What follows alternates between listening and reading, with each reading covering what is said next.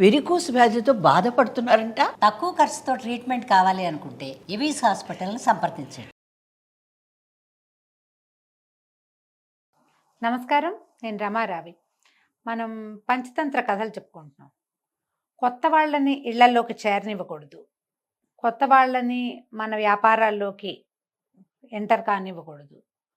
కొత్త వాళ్ళతో స్నేహం చేసేటప్పుడు కొన్ని హద్దులు గీతలు ఉండాలి.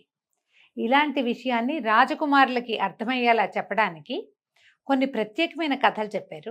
అందులో ఇదొక కథ అన్నమాట ఇప్పుడు మనం చెప్పుకునేది. ఇందులో పూర్వం ఒక అడవిలో పెద్ద బూరుగు చెట్టు ఉండేదట, చాలా పెద్దది. బూరుగు చెట్టు మనకందరికీ తెలుసు కదా, ఇది పత్తి వస్తుంది, వాటి నుంచి ఇంత కాయలు వస్తాయి. వాటికి ఏంటంటే కొంత వయసు వచ్చేసరికి ఆ చెట్లకి తొర్రలు పెద్దవైపోతాయి, కింద భాగాల్లో హాలోస్ అంటే ఖాళీలు ఏర్పడతాయి, చెట్టు తొర్ర అంటారు. దాంట్లో గూళ్ళు పెట్టుకుని ఉండే పిట్టలు కనపడుతూ ఉంటాయి మనకి. అయితే ఈ పెద్ద పర్కటి వృక్షంలో ఈ బూరుగు చెట్టు తొర్రలో ముసలి గద్ద ఉండేదట. దాని పేరు జరద్గవం. పేరే అదే, జరద్గవహ అంటారు. జరద్గవం అని గద్ద ఉండేది. అయితే ఈ చెట్టు మీద ఎన్నో పక్షులు గూళ్ళు పెట్టుకుని గుడ్లు పెట్టి పిల్లల్ని చేసి ఆ పిల్లల్ని పెంచి వాటికి రెక్కలు వచ్చేదాకా ఎగిరించి తర్వాత మళ్ళీ ఆ పక్షులు మళ్ళీ గూళ్ళు కట్టుకుని ఇదే చెట్టు మీద అట్లా బోల్డన్న పక్షులు ఉండేవట. చెట్టు నిండా పక్షులే. అయితే ఈ ముసలి గద్ద ఉంది కదా, దీనికి కళ్ళు గోళ్ళు రెండు పోయినాయి. కళ్ళు లేవు, కళ్ళు బాగా కనపట్టల్లా. తర్వాత గోళ్ళు పదును తగ్గిపోయినాయి, ఓల్డ్ అయిపోయింది అది. అయితే ఈ చెట్టు మీద ఉన్న పక్షులన్నీ పాపం ముసలిది ఈ గద్ద ఎక్కడికి వేటాడడానికి వెళ్ళలేదు, ఆహారం సంపాదించుకోవటం దీనివల్ల కాదని ఏం చేసేవి, అవే తమ తెచ్చుకున్న ఆహారంలోంచి కొంచెం కొంచెం ఈ ముసలి గద్దకి కూడా జరద్గవానికి కూడా పెట్టేవి.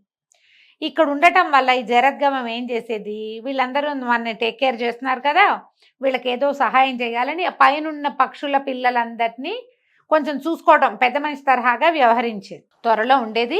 ఎవరైనా చెట్టు దగ్గరికి వస్తుంటే ఎవరది ఎవరది అని కేకలేసి కొంచెం బెదిరించి చేసేది. అయితే ఈరోజు పక్షులు పొద్దునే వెళ్ళిపోవటం, చీకటి పడేదాకా రాకపోవటం, ఇక్కడ పెద్దగా కాపలా ఉన్నట్టు ఎవరూ లేకపోవటంతో ఒక పిల్లి ఇక్కడికి వచ్చిందట. ఈ పిల్లి పేరేంటి, దీర్ఘకర్ణం దాని పేరు. పొడుగాటి చెవులు ఉన్నాయన్నమాట. ఈ దీర్ఘకర్ణం అనే ఒక పిల్లి ఈ చెట్టు మీద ఉన్న పక్షి పిల్లల్ని తినడానికి చెట్టు ఎక్కడానికి దాని దగ్గరకు వచ్చింది. కాండం మీద నుంచే కదా, ట్రంక్ మీద నుంచే కదా ఎక్కాలి. ఎప్పుడైతే ఈ పిల్లి సమీపించిందో అది ఉండుండి ఉండుండి మియావంటూ మెత్తటి అడుగులు ఉంటాయి, పిల్లిలాగా నడుస్తున్నాడు అంటారు. అందుకే అది నడుస్తుండే శబ్దం కాదు, దాని కింద మాంసపు ముద్దలు బాగా ఉంటాయి. కుక్కలు అవి నడిస్తే కొంచెం గోళ్ళు తగిలి శబ్దం వస్తుంది, పిల్లి నడుస్తుంటే శబ్దం రాదు. కానీ ఈ పిల్లికి ఆ వాసన, తర్వాత ఏమో దాని కదలికల్లో ఉండేటువంటి బరువు దీనికి తెలిసిపోయింది. ఈ గద్దకి, ముసలి గద్ద ఎవరు ఎవరు ఎవరదని కేకలు పెట్టింది. పిల్లి హడిలిపోయింది, బాబోయ్ చచ్చాన్రా దేవుడా, ఎవరో ఉన్నారు ఇక్కడ అని చూస్తే లోపల నుంచి పెద్ద గద్ద బయటకు వచ్చింది. దాని బ్రహ్మాండమైన ఆకారము, పదును లేకపోయినా పెద్దదిగా కనపడే ముక్కు, దాని రెక్కలు, గంభీరమైన గొంతు చూసేసరికి పిల్లికి భయపడి చచ్చింది. దానికి చచ్చే భయం వేసింది. అమ్మ బాబోయ్, గద్దకి దొరికిపోయామని నమస్కారం నమస్కారం అంటే బాగున్నారా బాగున్నారా అని మర్యాదగా పలకరిచ్చేసింది గద్దని. పలకరించేసరికి జరద్గవం అడిగింది, ఎవరు నువ్వంటే, నన్ను దీర్ఘకర్ణం అనే పిల్లండి, నేను పిల్లిని, నన్ను దీర్ఘకర్ణుడు అంటారు. అబ్బో నేను చాలా అద్భుతమైన వ్యక్తిని, నేను ఎంతకాలమో మాంసాహారాలు అవి ఇవి తిని అవన్నీ మానేశాను. ఇప్పుడు నేను చాంద్రాయణ వ్రతం అనే ఒక వ్రతం చేస్తున్నాను. చుట్టుపక్కల చెట్ల మీద ఉన్న పక్షులన్నీ చెప్పుకుంటున్నాయి, ఈ వృక్షపు పెద్ద చెట్టు తాలూకు త్వరలో ఉన్న గద్దగారు చాలా అనుభవశాలి, చాలా వృద్ధుడు, అతనికి తెలిసిన సంగతులు ఇంకెవ్వరికీ తెలియదని, భగవంతుని గురించి బోళ్ళంత పరిజ్ఞానం ఉంది మీకని తెలుసుకున్నాను. మీలాంటి జ్ఞానులతోటి కాసేపు మాట్లాడి కాసేపు కూర్చుని మీతో మంచి మాటలు చేసి సత్సంగం చేసి వెళ్దామని వచ్చాను అనేసరికల గద్దంది, దానికేం నాయనా అదేం పర్వాలేదు, కానీ మా చెట్టు నిండా ఏమో పక్షి పిల్లలు ఉన్నాయి, పిల్లులు మాంసరుచి కలిగినవి, పిల్లి అంటే మాంసం తింటుంది, అది ఇంకోటి తిందు, అందుకని కొంచెం భయంగా ఉంది, అందుకని కాస్త గట్టిగా నిలదీశాను, మరేమనుకోకంటే. ఈ పిల్లి వెంటనే నేల మీద పడి దండాలు పెట్టేసింది. అయ్యో అయ్యో, ఇంకా నయం చెవులు పుచ్చుకుంది, దండం పెట్టింది, కాళ్ళు పట్టుకున్నంత పని చేసింది. అస్సలు కాదండి, ఏనాడో మాంసం వదిలేశాను, నేను చాంద్రాయణ వ్రతం చేస్తున్నాను. చాంద్రాయణ వ్రతం అంటే ఏంటంటే చిన్న సింపుల్గా చెప్తాను. ఆ చంద్రుడితో పాటు వీళ్ళ ఆహారం పెరుగుతుంది తగ్గుతుంది అనమాట. పైగా ఏంటంటే ఒక చోట ఉండకుండా తిరుగుతూ ఉంటారు వాళ్ళు. కాబట్టి నేను ఆ వ్రతంలో ఉన్నాను, అస్సలు నేను మాంసం ముట్టను, మీతో కాసేపు కబుర్లు చెప్పుకోవడానికి వచ్చాను అంతేనంది అనేసరికల్లా జరద్గవము నమ్మింది మాటలు.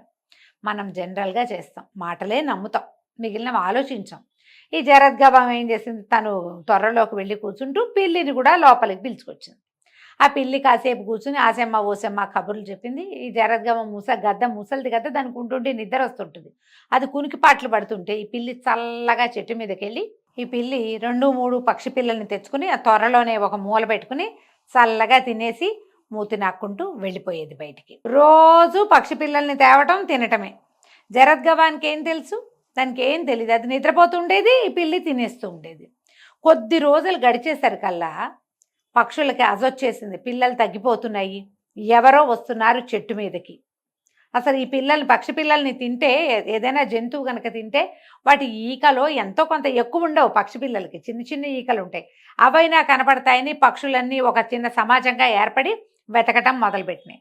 చుట్టుపక్కల అంతా వెతికినాయి. ఎప్పుడైతే ఈ పక్షులు కలకల్లాడుతూ బాగా అంటే కిలకిలా రావాలు చేస్తూ కిచకిచలాడుతూ వెతకటం మొదలుపెట్టినాయో పిల్లికి అర్థమైపోయింది తన సంగతి బయటపడిపోతుందని. పిల్లి చల్లగా పారిపోయింది. ఈ అన్ని చోట్ల వెతికి పిల్లల కోసం వెతికి పిల్లల జాడలైనా తెలుస్తాయని వెతికినటువంటి పక్షులు ఈ చెట్టు తొర్రలోకి కూడా వచ్చినాయి. ఆ తొర్రలో మూలల్లో అన్ని చోట్ల పక్షుల తాలూకు చిన్న చిన్న ఎముకలు, తర్వాత వాటి తాలూకు బొచ్చు ఏమంటారు దాన్ని, ఈకలు కనపడేసరికల్లా పక్షులకి పిచ్చి కోపం వచ్చింది.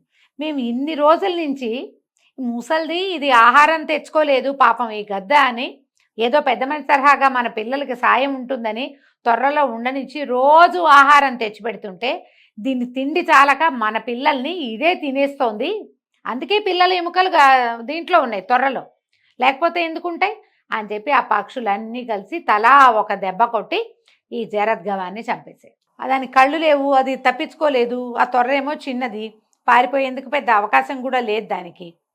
పక్షులన్నీ టపా టపా కొట్టేసినాయి, ముక్కులతో పొడిచేసి కాళ్ళతో తన్నేసి ఆ గద్దని చితక పొడి చేసినాయి. ఇంకేం చేస్తుంది, అక్కడ ఆ గద్ద కాస్త చనిపోయింది. ఈ గద్ద పేరు చెప్పి అక్కడ చేరి మంచి మాటలు మాట్లాడిన పిల్లి ఆహారాన్ని భక్షించేసింది, శుభ్రంగా కావాల్సిన అన్ని రోజులు పొట్ట నింపుకుంది, చల్లగా పారిపోయింది కూడా. ఏమీ తెలియక ఏమంటారు గుణగణాలు కులగోత్రాలు తెలియకుండా ఒక పిల్లికి ఆశ్రయం ఇచ్చినందుకు ఈ ముసలి గద్ద తను చేయని తప్పుకి బలైపోయింది.